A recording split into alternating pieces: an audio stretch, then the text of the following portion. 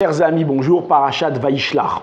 Dans notre paracha, la Torah nous raconte que Yaakov va lutter contre un homme. Qui était cet homme? En réalité, ce n'était pas un homme, c'était un ange. C'était qui? L'ange d'Esav. Maintenant, pourquoi est-ce qu'on nous précise que Yaakov était seul? Alors, Chazal, nos sages, nous expliquent ici que c'était une sorte de reproche qu'on a fait à ses enfants. Pourquoi est-ce que vous avez laissé votre père seul? Lorsqu'il devait se battre contre le mal, il était seul. Les commentateurs sortent d'ici un moussard incroyable. Il dit que l'homme, il a beau faire beaucoup de gestes, il a fait beaucoup de choses, beaucoup de préparations. À la fin, lorsqu'il est face au mal, il est seul. Et je vous raconte une petite parabole. Un jour, il y a un âne qui arrive dans une nouvelle forêt.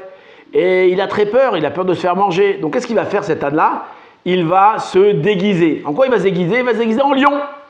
Et donc, il va rentrer comme ça dans la forêt, déguisé en lion. Les animaux de la forêt vont le voir, ils vont dire « Ouah, il y a un nouveau roi dans la forêt !»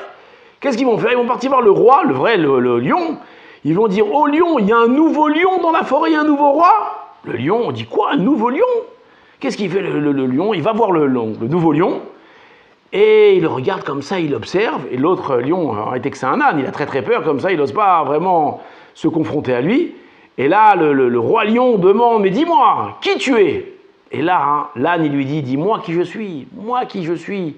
Moi, je suis le petit-fils du roi lion. » Il dit « Ah, mais toi, qui tu es ?» Il dit « Moi, mon grand-père, c'était le roi des lions de Madagascar. » Ah, très bien, mais toi, qui tu es? Il dit « Moi, ma grand-mère, c'était la femme du lion de Tarzan. » Il dit « Ah, incroyable, mais toi, qui tu es? D'accord, ta grand-mère, ton cousin, tout ça, mais toi, qui tu es ?»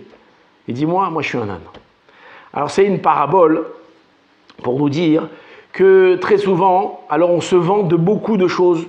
On se vante que notre père est un tzaddik, que notre rav est un tzaddik, que mon fils, il étudie à la yeshiva, que mon autre fils, il fait telle ou telle chose, que ma grand-mère, elle était telle chose, etc., etc. D'accord? On veut s'accorder beaucoup de mérites tout autour de nous. D'accord? On a acheté un grand chapeau, on s'est laissé pousser une grande barbe, on a des grandes papillotes. D'accord? On fait plein de gestes. Le Messilat Yesharim, il appelle ça de la hitrasdouyot, de la chassidification. Mais réellement, lorsqu'on va être face au mal, et quand on est face au mal, ce ne sont pas tous ces apparats ou toute cette généalogie qui va nous donner à surmonter le mal. Vaïvater Yaakov Levado, il va être seul. Il n'aura ni son argent, il n'aura ni ses enfants, il n'aura qui que ce soit. La seule chose qui va être face au mal réellement, pour lutter face au mal, c'est qui il est lui. Donc, un homme, et comme ça les Balamoussa ils expliquent, que plutôt que de se renforcer extérieurement, un homme il doit se renforcer intérieurement. Parce que quand il est confronté au mal, il est seul avec ses traits de caractère et ses vertus face au mal. Si toute sa vie, il s'est efforcé d'être humble, d'être un homme de vérité, d'être tzaddik au fond de lui, lorsqu'il est face à une épreuve, très facilement, il va la surmonter. Mais si toute sa vie, il n'a fait que des gestes, alors face au mal, il n'aura aucune chance. Et c'est ce que la Torah ici vient nous enseigner. Que Hachem y bezrenu, que du bonheur.